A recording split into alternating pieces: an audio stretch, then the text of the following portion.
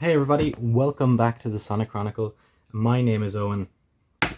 We've got the book out. Today we're going to be doing a little bit of a visual history for BC Rich guitars because BC Rich was requested in the comments section. Now, I know what you're probably thinking. This book goes up to around 2000, 2001-ish. And, it's 2025 now, right? So going beyond that, what has BC Rich done? Is this going to be a very short visual history? And as far as the book is concerned, yeah, kind of. However, I have found other resources on the internet that allows me to get a little bit more info about BC Rich and their visual history overall. With that said and done and out of the way, before we do crack on with this, please do consider hitting the like button. Please do consider subscribing to the channel. And of course, leave me comments in the comment section if there are other guitars, other guitar brands that you would like me to do a visual history of as well, because this is pretty enjoyable to do. With that said, let's crack on. All right, so here we go. We have this lovely 2-page spread here. These are clearly not BC Rich guitars, but these over here are definitely BC Rich guitars. As it says up here, BC Rich founder Bernardo Chavez Rico was a pioneer in through-neck, pointy-shaped, solid-body guitars with onboard active preamps and a host of knobs and switches. And that's definitely what I know them all as and remember them as over the years. Up here you can see we've got this magazine cover here for the BC Rich Bitch 6. I presume it's Bitch. I always assumed it was Bitch, B-I-C-H, because it's a BC Rich, and yeah, you get it. When it first appeared in 1976, the Bitch from BC Rich was a 10-string guitar, but this 1982 ad features the 6-string version, still boasting this bizarre cutout and pointy body.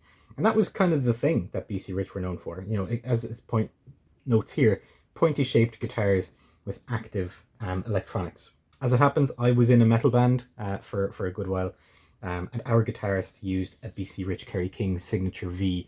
I believe he replaced the pickups in it. I don't believe it was an active model. He replaced them with active EMGs, and it was a bit of a beast, frankly. Kerry King is only one of many people who loved BC Rich guitars. As called out here, Rico's instruments became favoured by heavy guitarists such as Tony Iommi, Rick Derringer, Nikki Sixx, Blackie Lawless, Lita Ford. But Rico began as a flamenco and classical guitarist making acoustic guitars in LA in the mid-50s. Initially he made acoustic guitars, then he made fancy Gibson copies around 1969, as it points out here. And his first original was the Seagull guitar. I believe the Seagull is near identical to the Eagle, but the Eagle is a slightly different, it's very slightly different in terms of it having a tremolo, I believe. We'll take a look at that later on when it comes to the website that I've seen. But again, over here you've got the 6-string Bitch guitar, which, this seems just like an uncomfortable shape. We've got the Eagle, as I mentioned, with this interesting headstock that kind of looks like a beak.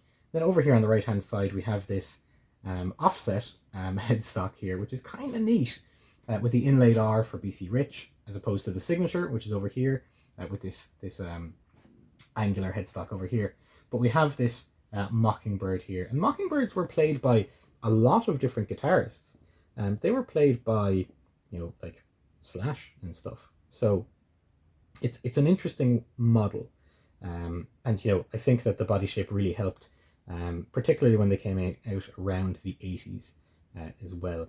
As it says here, you've got the 10-string Bitch that came in 1976, but the 6-string model in 1982. You got the Warlock that came out in 1981, Ironbird and Wave models, and so on. So yeah, these were very, very popular around the 80s. Next page shows, I suppose, the Warlock here, first of all.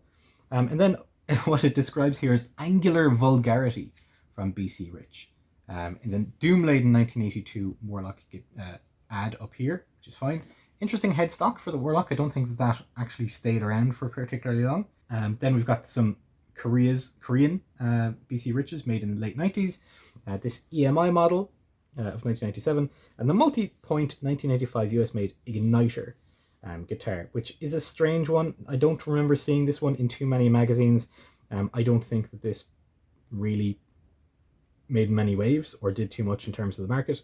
As I said, I don't remember seeing it much at all. But it's certainly an interesting idea, and a new shape that they could potentially have added to the catalogue if it became popular, which I don't believe it did. So as you can see here, based on this, I suppose, paragraph here, BC Rich began to make guitars outside of the US in the 70s, with a small number of them being produced in Japan. These instruments were versions of popular designs like thin lines and 335s, and they like had kits effectively, and they moved production to a Kort factory. Kort do so much in terms of outsourcing for bigger brands. In fact, my Telecaster is actually an Indonesian Kort guitar, which is actually a really, really good guitar. It's really well put together, intonates nicely, and the action's really good, and has always been really good. I've had to make some minor adjustments, but yeah, it's a really good guitar. Marketing of the BC Rich guitars, not made in the US, was taken over in America in 1987 by a company called Class Axe, based in New Jersey. And they introduced their own design, the Virgin, that year, which is a strange thing to call a guitar. During 1984, Rico resumed the building of BC Rich guitars, because he had stopped, clearly. Now in Hesperia, California, these included extra fancy versions of classics, with arch tops, variations of other popular guitars, and new designs. But Rico died in 1999, and his son Bernie Jr. is continuing the company today. That is not the end of the story for BC Rich, and sadly, the story of BC Rich is greatly diminished. I believe that after Bernie Jr. took over the company, he realized that this is actually a massive overtaking, and I believe he sold it to a company called HHI, something Holdings International. We'll get to that when we look at the website, when we look at the internet. But yeah, the story of BC Rich doesn't end here. Of course, we've got Bigsby's over here, which are massively different, but also, I suppose, nicely ornate in their own ways for the time. But let's get on to the internet and let's look at some more BC Rich. Okay, and here we are. We're over here on this particular website. This is guitaristemetal.fr. This is a French metal site, and this is actually one of the better breakdowns of BC Rich that I was able to find online. There was a Reverb one that I found. It wasn't very good, frankly.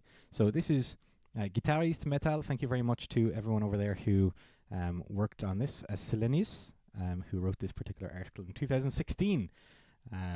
So full credit there. For now, though, we're going to skip down through this, and we're going to look at some of the body types. Because again, this is a visual history. This isn't the proper history. But this is effectively the first guitar that came from BC Rich. And we looked at the one that came after this. We looked at the Eagle. But this is the Seagull that came before the Eagle. And it's pretty neat. There's some hallmarks there, or some trademarks, I suppose, of BC Rich. We have this point that's in here for no obvious reason, apart from being very uncomfortable, which, is a standard, a staple of BC Rich for some reason. Now, what's cool about this is this really neat locking bridge that they have in place here. It's not a Floyd Rose, I don't believe, but it's very, very cool. And of course, a bunch of switches down here as well, down on the body as well. But that is the Seagull, and it went on to become this, the Eagle. So they removed that pointy part out of the body shape, curved it out a little bit, contoured it a little bit more, and effectively made it a better instrument. Then we have the Mockingbird that we talked about already, a classic, absolute classic, played by all kinds of people. Interesting knobs on it, interesting switches. The reason, so let's have a quick read here.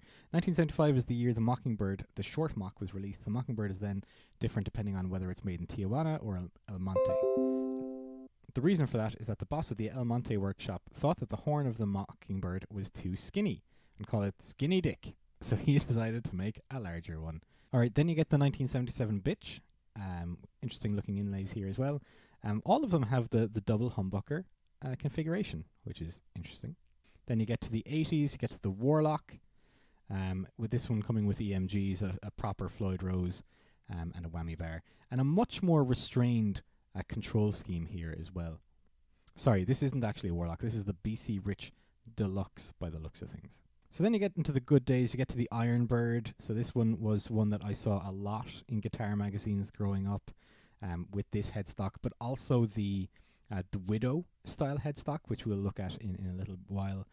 The Stealth is one that I didn't see very much of, which is effectively just the Ironbird put through a contouring tool in Photoshop, but obviously it just has the one pickup at the bridge rather than the two pickups.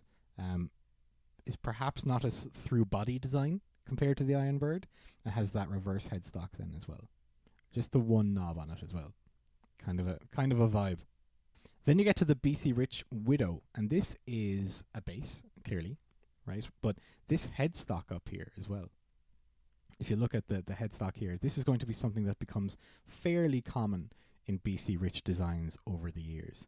I quite like the red on the angles as well. It's quite cool, quite nice. And obviously going for a bit of a spider vibe as well. So these were part of the NJ series, and as we can see here, until 1986, the NJ series were made by Court in Korea. And as we talked about it before, Court make guitars for many of the heavy hitters in guitars these days still. So it's good to see them getting called out as being particularly important for a wide variety of brands over the years. In 1995, BC Rich released the BC Rich Igniter, which, probably a more comfortable contour along the bottom there, and potentially along the top, but, seems to have used all of its mass along the back there as well. There doesn't seem to be much guitar there. And then you've got the Igniter Junior V Deluxe here as well, with this pretty cool Floyd Rose locking bridge and locking nut. No inlays apart from the 12th fret. It's pretty cool. And then we had 1999. It's a milestone. Bernie Sr. died on the 3rd of December, and a new model was released, the Beast. The BC Rich Beast, single pickup, single humbucker in the bridge, cool headstock, red and black color scheme, very, very cool. Red inlays, very, very cool. And this is where we kind of talk about, the decline of BC Rich as well. Bernie Jr. becoming the manager. He didn't have his father's experience or personality to oversee the workshops and the distribution, and so the quality went down. And they sold to HHI, Hanser Holding Inc., which I mentioned earlier. This is where we get into a little bit of gossip here as well, that Bernie Jr. was then in charge of the custom shop department, but not for long. He was fired by HHI for what seems to be some wheeling and dealings in the outsourcing. Two versions of the story. According to Tim Keys, Bernie Jr. was supposed to have the guitars made at the custom shop in Hesperia, where Neil asserts they were outsourced to the Tijuana workshop. But no one will ever really know. You know the rest. BC Rich has not released any new models, just new series, which doesn't bring much. And that is still true to this day. I looked at the BC Rich website prior to this, and there isn't an awful lot on there that is new. If anything new, they just have very highly priced BC Rich models, classic models, or classic body shapes, shall I say. It's clear that BC Rich has been very badly damaged and still is. Again, I would say that even though this was written in 2016, I would say that is probably still true to this day as well. So 9 years later, its only presence is at shows such as NAMM. In Europe, it is totally absent. Probably. As I mentioned earlier, I was in a band too, and we had a guitarist who had a BC Rich Kerry King V with EMGs, and that Widow headstock. But that is, I suppose, a kind of a rarity. That was around 2006 or so. Then when I went into guitar shops, you would occasionally see a BC Rich, like a Warlock or so, but it wouldn't have been particularly common then, and you definitely don't see them these days. I love this graphic. As we've seen, BC Rich has proposed for several decades different models, some of them quite bold, and here is a short summary.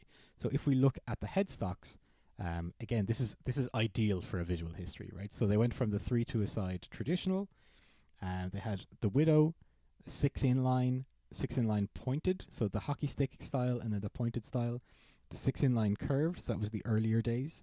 We saw that in the book. 3-2-a-side small, so it's like the I suppose an inverted kind of Gibson one.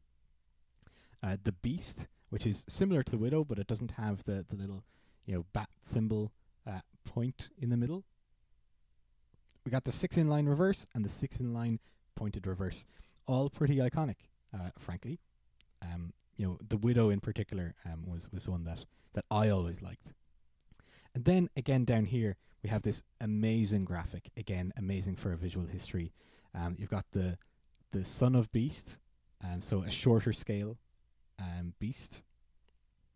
You've got the Beast itself, the Bitch, the Eagle, the Igniter, the Iron Bird, the Junior V. Let's see if I can scroll in here a little bit. Yeah, lovely.